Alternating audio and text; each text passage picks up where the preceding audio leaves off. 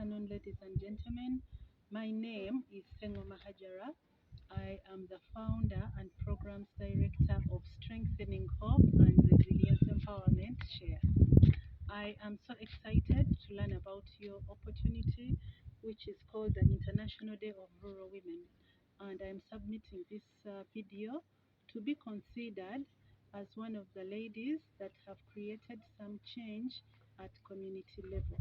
In 2014, while I was visiting my family in Rimi, so because I had time, I was out of employment, my contract had just ended.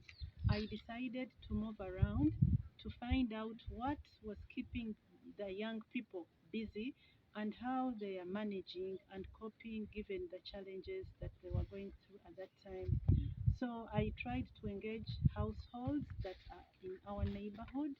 Then I also tried to find out from the community development officer and other leaders, cultural, religious, and political leaders. And I found out that many children were dropping out of school at that time.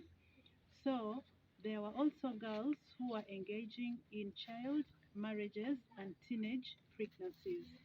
So as a way of giving back, I started going to three schools which were recommended by the community development officer at that time as some of the schools that had high cases of child dropout rates.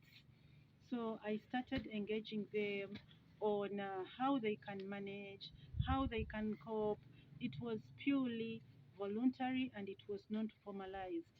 As we progressed after 2014, the CDO encouraged me to go on and formalize our operations because she felt like working with schools, we had to formalize.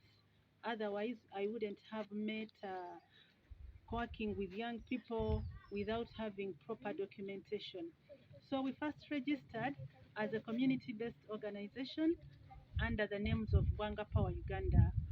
So later on, we progressed into, because of the Registration Act of 2016, we decided to register with Uganda Registration Services Bureau under a different name, Free a Woman Build a Nation, which we amended into Strengthening Hope and Resilience Empowerment Share.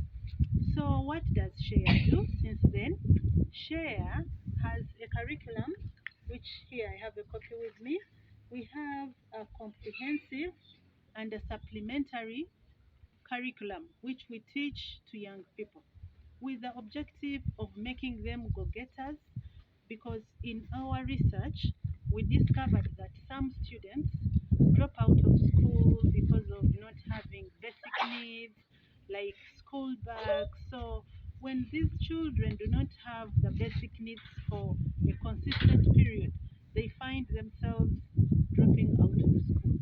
So our curriculum covers things to do with entrepreneurship, whereby we teach financial literacy, topics such as savings, budgets, investment.